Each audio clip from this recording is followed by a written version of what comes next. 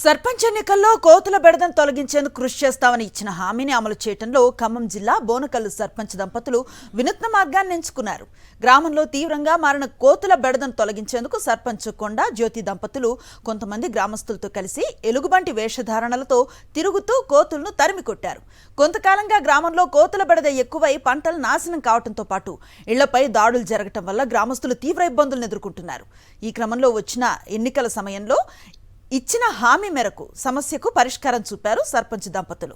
వారే స్వయంగా రంగంలోకి దిగి ఎలుగుబంటి వేషం ధరించి గ్రామ వీధుల్లో తిరుగుతూ కోతులను భయపెడుతున్నారు.